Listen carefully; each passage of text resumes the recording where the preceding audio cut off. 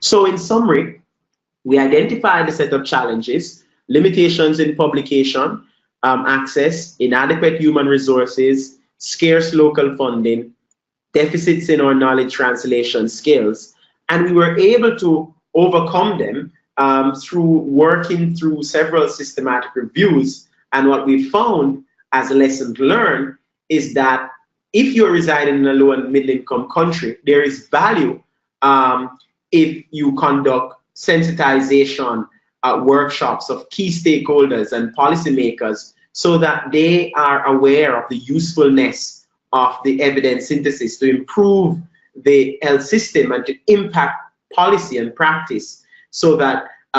they will pay more attention to the need for systematic review. Another lesson learned is that there's a significant difference that exists in the needs and interests of researchers and policymakers.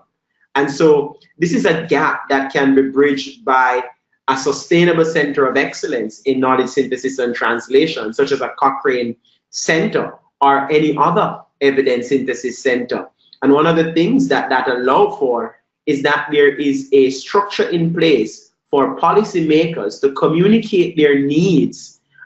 to a institution in terms of what evidence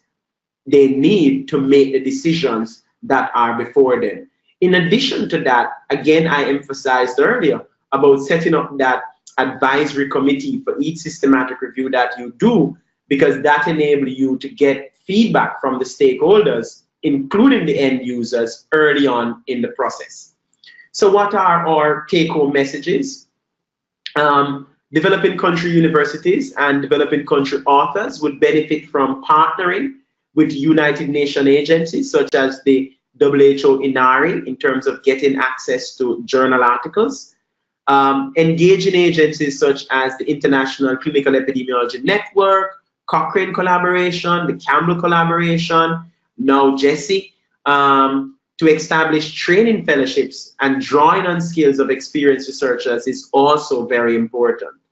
It is also important, and you could benefit from increased dialogue with governments and academic institutions to sensitize them on the importance of systematic review in policy while utilizing the shared resources approach. And I must pause briefly to just emphasize the shared resource approach, because a lot of times you recognize that without funding for your systematic review are going to be done primarily on a voluntary basis. And so what we have done is we have signed memorandum of understandings with our various university departments here in Jamaica to allow for 1% of the investigators' time or 1% of the researchers' time to be invested in the systematic review, particularly affiliated to the Cochrane Associate Center or the Cochrane Center. And so you're able to